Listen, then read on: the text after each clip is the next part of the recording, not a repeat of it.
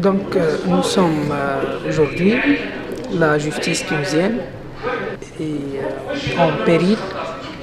Il y a des véritables dangers qui peuvent toucher l'existence même de la justice, l'indépendance de la justice, l'autonomie du judiciaire, l'indépendance des magistrats, des juges. Il y a un décret-loi qui a été promulgué par le président de la République tunisienne. Ce décret-loi est un décret-loi répressif qui touche les principes fondamentaux de la justice, de l'indépendance de la justice, du cursus professionnel des magistrats. Il peut soumettre les juges au conseil de discipline, au conseil de discipline, sans aucune procédure qui permet ces droits, les droits de défense. Nous sommes effrayés, nous effrayons de l'avenir, nous effrayons sur l'avenir de la justice tunisienne, des droits et libertés des individus et des hommes.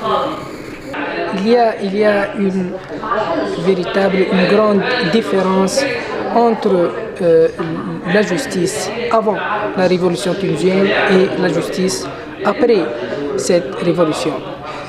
Cette différence touche plusieurs aspects. Les juges même, après la révolution, ont plus des garanties sur ces cursus professionnels. Les juges peuvent trancher les affaires, les litiges sans peur de manipulation, d'intervention, d'ingérence de la part de l'exécutif, de la part des parties fortes. La différence entre ces deux époques, ces deux phases dans l'histoire temporelle de la Tunisie se manifeste également dans les lois, dans les dispositifs juridiques qui désormais offrent aux juges plus de garanties pour garantir les droits de l'homme, pour établir une...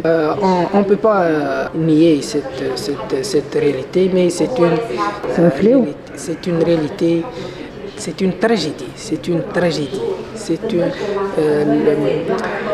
On regarde notre pays, on regarde notre État, notre peuple, notre jeune, qui n'ont plus d'espoir.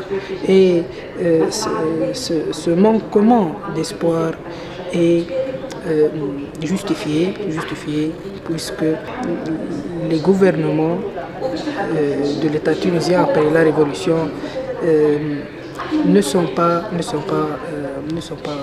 intéressés par les soucis du citoyen tunisien.